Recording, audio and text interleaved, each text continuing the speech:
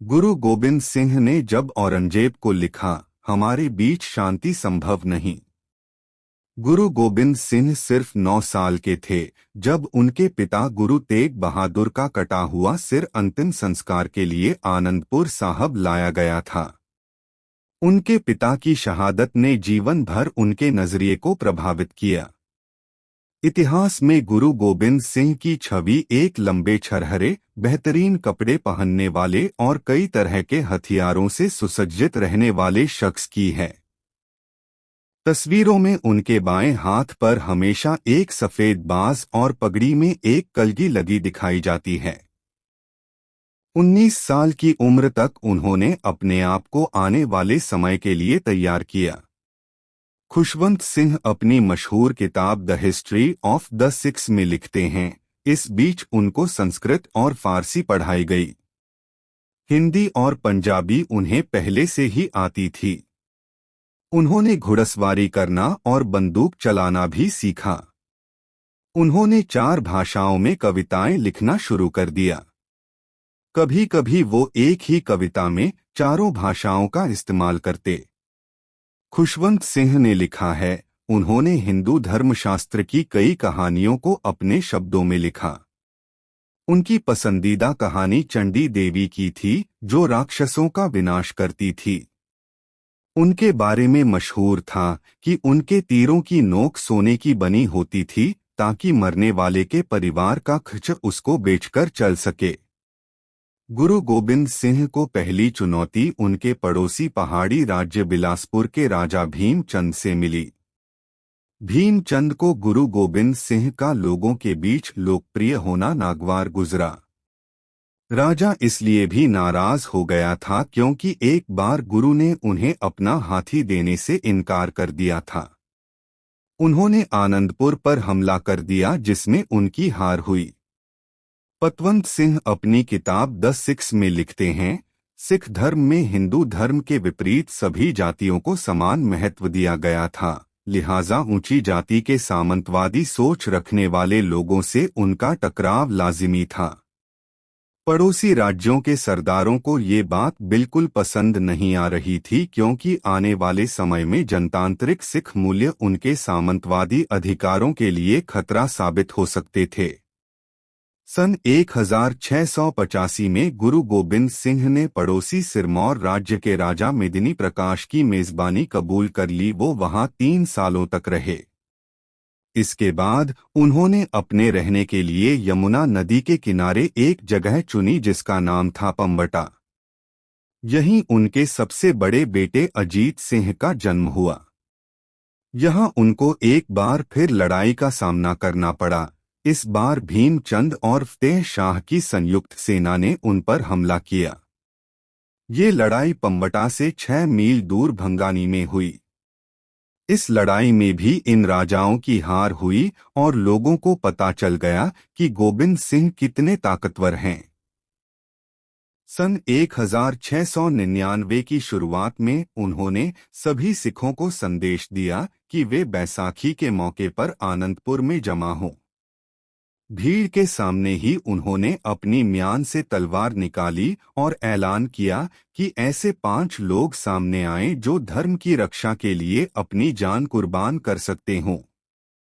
पतवंत सिंह लिखते हैं, सबसे पहले लाहौर के दयाराम आगे आए। गुरु उनको बगल के एक तंबू में ले गए। उनके बाद हस्तिनापुर के धर्मदास, द्वारका के मोहकम चंद, जगन्नाथ के हिम्मत और बीदर के साहिब चंद आगे आए। तंबू के बाहर जनता उत्सुकता से उनके बाहर आने का इंतजार करती रही। गुरु की तलवार से खून टपकता देख लोगों को लगा कि उन्हें मार दिया गया है। पतवंत सिंह लिखते हैं, थोड़ी देर बाद गुरु गोबिंद सिंह इन 5 लोगों के साथ बाहर आए। इन 5 ने केसरिया रंग के कपड़े और पगड़ी पहनी हुई थी। तब जाकर वहां मौजूद लोगों को एहसास हुआ कि गुरु ने उनको मारा नहीं था। वो उनके साहस की परीक्षा ले रहे थे।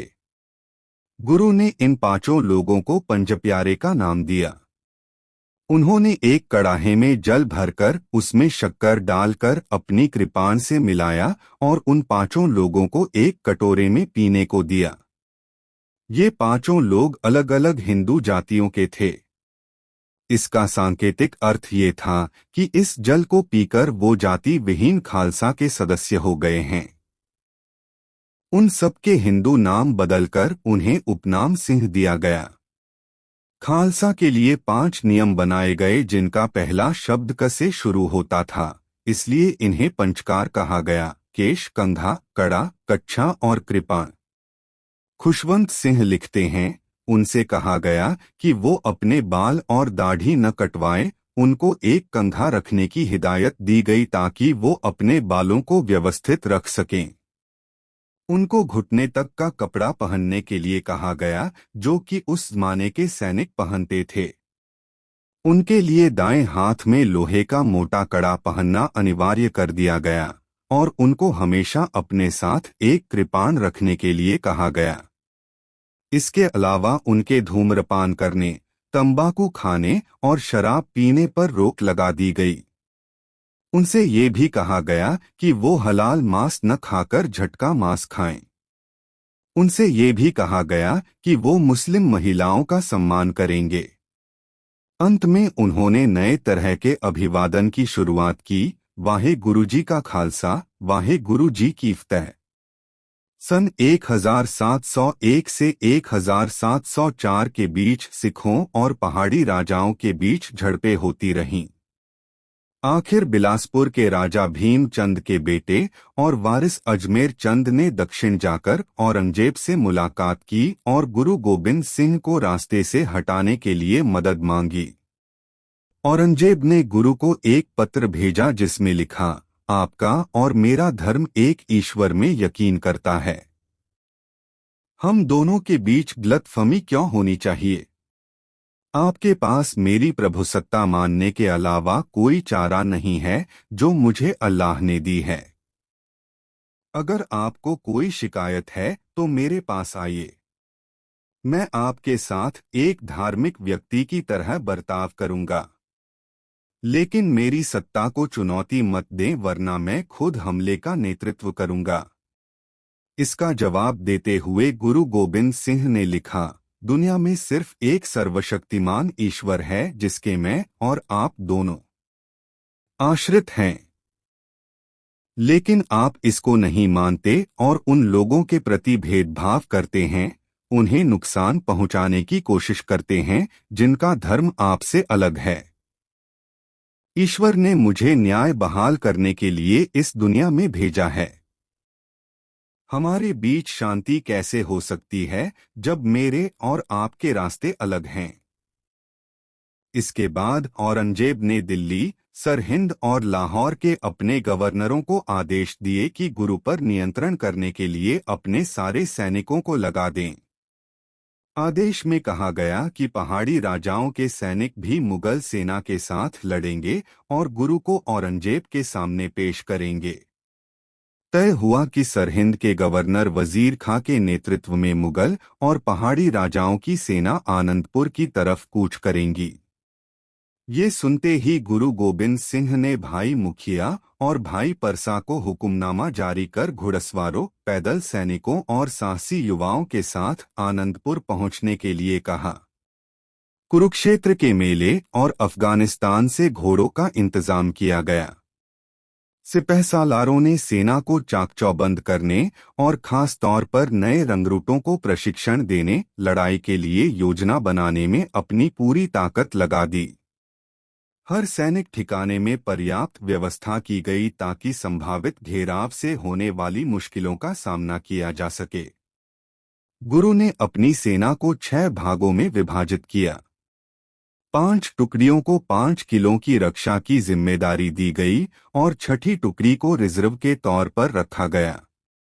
गुरु गोबिंद सिंह ने आनंदगढ़ की जिम्मेदारी अपने ऊपर ली। फतेहगढ़ की रक्षा की जिम्मेदारी उदय सिंह को मिली। मक्खन सिंह को नालागढ़ का कमांडर बनाया गया। गुरु के सबसे बड़े बेटे अजीत सिंह को केशगढ़ का इंचार्ज बनाया गया, जबकि उनके छोटे भाई जुझार को लोहगढ़ की सुरक्षा का भार दिया गया। अमरदीप दहिया गुरु गोबिंद सिंह की जीवनी फाउंडर ऑफ द खालसा में लिखते हैं, गुरु ने अपने सभी जनरलों को बता दिया कि मुगल सेना के संख्या में अधिक होने के कारण उनसे खुले में लड़ाई लड़ना अक्लमंदी नहीं होगी। बेहतर रणनीति ये होगी कि हम अपने किलों के अंदर रहकर उनसे लड़े। मुगल सेनाओं ने समुद्र की लहरों की तरह गुरु गोबिंद सिंह की सेना पर हमला किया। मैक्स आर्थर मौकॉलिफ अपनी किताब द सिख रिलीजन में लिखते हैं, 5 किलों से सिख तोपचियों ने उस इलाके को अपना निशाना बनाया जहां बहुत अधिक संख्या में मुगल सैनिक मौजूद थे। मुगल सैनिक खुले में लड़ रहे थे, इसलिए सिख सैनिकों के मुकाबले उनका अधिक नुकसान हुआ। इसे देखते ही उदय सिंह और दया सिंह के नेतृत्व में सिख सैनिक किले से बाहर निकल आए और मुगल सैनिकों पर टूट पड़े। मुगलों के 2 सिपहसालार वजीर खां और जबरदस्त खां ये देखकर दंग रह गए कि किस तरह उनकी फौज से कहीं छोटी फौज उनका इतना नुकसान कर रही है। पहले दिन की लड़ाई की समाप्ति पर किलों की दीवारों के बाहर करीब 900 मुगल सैनिकों के शव पड़े हुए थे। अगले दिन गुरु गोबिंद सिंह खुद लड़ाई में शामिल हो गए। अमरदीप दहिया लिखते हैं, गुरु अपने मशहूर घोड़े पर सवार थे। उनके घोड़े की जीन सुनहरे तारों से कढ़ी हुई थी।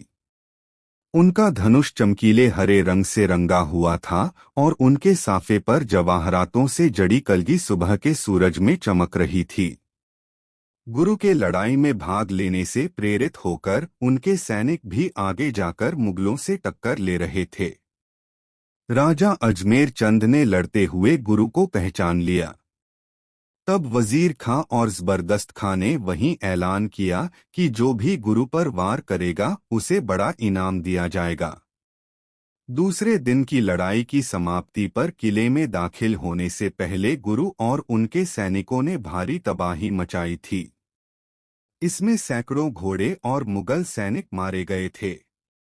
राजाओं और मुगल सैनिकों के बीच हुई बैठक में दोनों ने एक दूसरे पर पूरी ताकत से न लड़ने का आरोप लगाया। मुगलों को लग गया कि सिख सैनिकों को हराने का एकमात्र उपाय है कि उनके किलों की घेराबंदी कर उनको बाहरी दुनिया से पूरी तरह काट दिया जाए, ताकि अनाज न पहुंचने के कारण भूख से परेशान होकर वो मुगलों की अधीनता मान ले। तय किया गया कि अब गुरु गोबिंद सिंह के सैनिकों पर हमला नहीं किया जाएगा, बल्कि उनके किलों को चारों तरफ से घेर लिया जाएगा। उन्होंने ये भी सुनिश्चित किया कि वो सिख सैनिकों के हथियारों की पहुंच से बाहर रहें। किलों में इतना अनाज मौजूद था कि कुछ दिनों तक इस घेराबंदी का कोई असर नहीं दिखा। इस तरह दिन महीनों में बदलते गए, लेकिन मुगलों ने घेराबंदी में कोई ढील नहीं दी। मुगल सिपहसालारों को अपने सैनिकों को समझाना पड़ा कि वो धीरज रखें। वो दिन दूर नहीं जब सिखों की आपूर्ति समाप्त हो जाएगी और उन्हें हथियार डालने के लिए मजबूर होना पड़ेगा। धीरे धीरे किलों की रसद समाप्त होने लगी और सिखों को लगने लगा कि कुछ दिनों बाद उनके पास खाने के लिए कुछ नहीं रहेगा। कमांडरों की बैठक में तय हुआ कि सिख सैनिकों का एक जत्था बाहर जाकर मुगल सैनिकों के घेरे को तोड़ेगा और जितना अनाज ला सकता है अंदर लाएगा। उसी रात बाहर जाने का पहला प्रयास किया गया। मुगल सैनिकों को इसकी उम्मीद नहीं था। सिख सैनिक घेराबंदी तोड़ने में सफल हो गए और काफी सारा अनाज किले के अंदर ले आए। इसके बाद के बाहर निकलने के प्रयास कामयाब नहीं हो पाए। मुगल सैनिक सावधान हो गए और उनके बाहर निकलने के प्रयासों को सफलता नहीं मिली। कुछ दिनों बाद किलों के अंदर भुखमरी की नौबत आ गई। उस समय संगत के कुछ सदस्यों ने इस कष्ट से बचने के लिए किले से बाहर निकलने का फैसला किया। गुरु ने उन्हें रोकने की कोशिश नहीं की। मुगलों ने भी जब देखा कि बाहर निकलने वाले लोगों में अधिकतर महिलाएं, बच्चे और अधेड़ शख्स थे तो उन्होंने उन्हें रोकने की कोशिश नहीं की ताकि और सिख किले को छोड़कर बाहर आने के लिए प्रेरित हों। अजमेर चंद ने गोबिंद सिंह को एक पत्र लिखकर प्रस्ताव भेजा। पत्र में कहा गया कि अगर गुरु गोबिंद सिंह अपने साथियों को साथ आनंदपुर से निकल जाते हैं तो उन्हें जहां वो चाहे जाने की अनुमति होगी और वो अपने साथ बिना रोक-टोक अपना सामान ले जा सकेंगे। गुरु को इस प्रस्ताव में दाल में कुछ काला नजर आया, लेकिन उनकी माता गुजरी ने उन्हें मनाया कि ऐसा कर वो कई लोगों की जान बचा सकते हैं। गुरु ने कहा कि इससे पहले कि मैं इस प्रस्ताव को स्वीकार करूं, मैं मुगलों और राजाओं की नेकनीति की परीक्षा लेना चाहता हूं। उन्होंने मुगलों को संदेश भिजवाया कि वो और उसके साथी आनंदपुर से बाहर निकलने के लिए तैयार हैं, बशर्ते उनके मूल्यवान सामान को बैलगाड़ियों के काफिले में पहले बाहर भेजा जाए। मुगलों ने तुरंत संदेश भेजा कि वो इसके लिए तैयार हैं। उन्होंने कहा कि अगर जरूरत हो तो हम आपको बैलगाड़ियां भी भेजने के लिए तैयार हैं। अमरदीप दहिया लिखते हैं, गुरु ने आनंदपुर के लोगों से अपना सारा बेकार सामान जमा करने के लिए कहा। थोड़ी देर में वहां पुराने जूतों, फटे पुराने कपड़ों, टूटे बर्तनों और जानवरों की हड्डियों का ढेर लग गया। इन सबको कीमती थैलों में डालकर बैलगाड़ियों पर लादा गया। हर बैलगाड़ी पर मशाल जलाई गई ताकि लोगों का ध्यान उस पर लदे सामान पर जा सके। बैलगाड़ियों का काफिला अंधेरी रात में किले से निकला। जैसे ही वो मुगल सेना की पहुंच के भीतर गए, उन सारे थैलों को लूट लिया गया। रात भर उन पर पहरा बैठा कर रखा गया। सुबह जब उनको खोला गया तो मुगल सैनिक ये देखकर दंग रह गए कि उन थैलों में कूड़ा करकट भरा हुआ था। इस तरह गुरु गोबिंद सिंह ने राजाओं और मुगल सैनिकों के इरादों का भंडाफोड़ दिया। मुगलों और पहाड़ के राजाओं ने उनसे किए गए वादे का पालन नहीं किया। अंततः गुरु गोबिंद सिंह को आनंदपुर छोड़ना पड़ा। सिखों का जो पहला जत्था निकला, उसमें महिलाएं, बच्चे, गुरु की मां और 4 बेटे भी शामिल थे। वे जब एक छोटी नदी सरसा के किनारे पहुंचे, उन पर मुगल सैनिकों ने हमला बोल दिया। इस लड़ाई में गुरु गोबिंद सिंह के सबसे सक्षम कमांडर उदय सिंह मारे गए, लेकिन उन्होंने तब तक मुगलों का रास्ता रोक कर रखा जब तक गुरु गोबिंद सिंह वहां से सुरक्षित नहीं निकल गए। पतवंत सिंह लिखते हैं, इस लड़ाई में कई लोग मारे गए और कई लोग नदी के किनारे पहुंचने पर अपनों से बिछुड़ गए। इनमें शामिल थे गुरु गोबिंद सिंह की मां और उनके 2 छोटे बेटे जोरावर सिंह और फतेह सिंह। गुरु गोबिंद सिंह के अपने सैनिकों की संख्या 500 से घटकर सिर्फ 40 रह गई। वो इन सैनिकों और अपने 2 बेटों के साथ चमकौर पहुंचने में सफल हो गए। मुगल सैनिक अभी भी उनके पीछे पड़े हुए थे। यहां हुई लड़ाई में गुरु गोबिंद सिंह के 40 सैनिकों ने अपने से संख्या में कहीं अधिक मुगल सैनिकों का बहादुरी से सामना किया, लेकिन इस लड़ाई में उनके 2 बचे हुए बेटे अजीत सिंह और जुझार सिंह और पंजप्यारे में शामिल मोहकम सिंह और हिम्मत सिंह मारे गए। चमकौर से बच निकलने के बाद गुरु अपने साथियों से बिछुड़ गए और मच्छीवाड़ा जंगलों में बिल्कुल अकेले हो गए। लेकिन कुछ देर बाद उनके 3 बिछड़े साथी उनसे आ मिले। ये चारों कुछ स्थानीय सिखों की मदद से किसी तरह उस स्थान से निकल पाने में कामयाब रहे। आखिर में वो जटपुरा गांव पहुंचे जहां उस इलाके के मुस्लिम सरदार राय काल्हा ने उनका स्वागत किया। यहीं पर गोबिंद सिंह को अपने 2 छोटे बेटों जोरावर सिंह और फतेह सिंह के मारे जाने की खबर मिली। सिख दस्तावेजों के अनुसार उनके नौकर ने उनकी मुखबरी कर दी थी। सरहिंद के गवर्नर वजीर खां ने उनको मारने का आदेश दिया। पतवंत सिंह लिखते हैं, वजीर खां ने गुरु गोबिंद सिंह के दोनों बेटों से कहा कि अगर वो इस्लाम धर्म कबूल कर लें तो उनकी जान बख्शी जा सकती है। उन्होंने ऐसा करने से इनकार कर दिया। तब वजीर खां ने उन्हें जिंदा दीवार में चिनवा देने का आदेश दिया। तब उनकी उम्र 8 साल और 6 साल थी। जब उनका सिर और कंधा चिन्हने से रह गया, तब उनसे एक बार फिर धर्म बदलने के बारे में पूछा गया। इस बार भी इनकार करने के बाद उन्हें दीवार से निकालकर वजीर खां के सामने पेश किया गया। वजीर खां ने उन्हें तलवार से मारे जाने का आदेश दे दिया। उनकी मौत की खबर सुनते ही साहबजादों की दादी माता गुजरी ने सदमे से दम तोड़ दिया।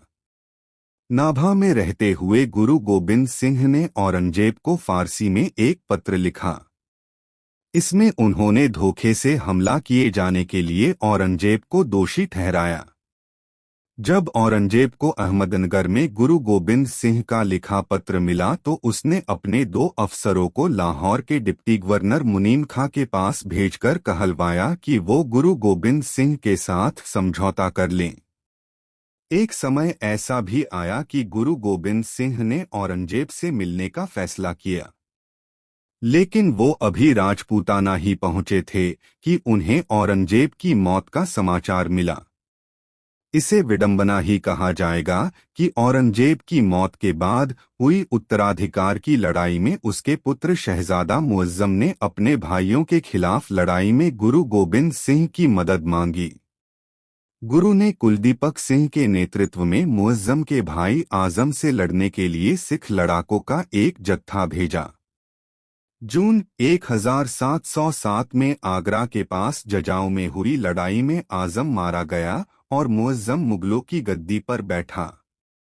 गद्दी पर बैठने के बाद मुअज्जम ने अपना नाम बदलकर बादशाह बहादुर शाह रख जब वो अपने दूसरे भाई कामबख्श के विद्रोह को दबाने दक्षिण गया, तब गुरु और उनके कुछ साथियों ने भी दक्षिण का रुख किया। अपने जीवन के अंतिम पड़ाव में गुरु गोबिंद सिंह गोदावरी नदी के किनारे बसे शहर नांदेड़ में थे। उनके सुरक्षा कर्मियों को आदेश थे कि उनसे मिलने आने वाले किसी व्यक्ति को रोका न जाए। खुशवंत सिंह लिखते हैं, 20 सितंबर 1708 की शाम जब वो प्रार्थना के बाद अपने बिस्तर पर आराम कर रहे थे, 2 युवा पठानों अताउल्ला खां और जमशेद खां ने उनके तंबू में प्रवेश किया। गुरु को अकेला पाकर दोनों ने उनके पेट पर छुरे से वार किया। उन दोनों को वजीर खां ने भेजा था। गुरु को मारने के उद्देश्य का कभी पता नहीं चल पाया, क्योंकि दिल के पास छुरा भोंके जाने के बावजूद गुरु गोबिंद सिंह ने एक हत्यारे को तो वहीं मार डाला, दूसरे हत्यारे को भी उनके साथियों ने जिंदा नहीं छोड़ा। गुरु के जख्म पर उनके एक साथी अमर सिंह ने टाके लगाए, लेकिन कुछ दिनों बाद उनके टाके खुल गए। जब बादशाह बहादुर शाह को गोबिंद सिंह पर हमले की खबर मिली तो उन्होंने अपने इटालियन चिकित्सक निकोलाओ मनुची को उपचार के लिए भेजा, लेकिन 6 अक्टूबर आते आते गुरु को लग गया कि उनका अंत निकट है। उन्होंने अपने अनुयायियों की सभा बुलाकर ऐलान किया कि उनके बाद कोई व्यक्ति गुरु नहीं होगा और सारे सिख गुरु ग्रंथ साहब को गुरु मानेंगे। सरबप्रीत सिंह अपनी किताब the story of the six में लिखते हैं, गुरु ने दमदमा साहब में तैयार किए गुरु ग्रंथ साहब को खोलने के लिए कहा। उन्होंने उनके सामने सिर झुकाया और 5 पैसे और 1 नारियल प्रसाद के तौर पर रखे। उन्होंने 4 बार गुरु ग्रंथ साहब का चक्कर लगाया और फिर उनके सम्मान में अपना सिर जमीन पर झुका दिया। वहीं पर उन्होंने घोषणा की, आज्ञा भई अकाल की, तभी चलाया पंथ, सब सिखन को हुक्म है गुरु मान्यो ग्रंथ।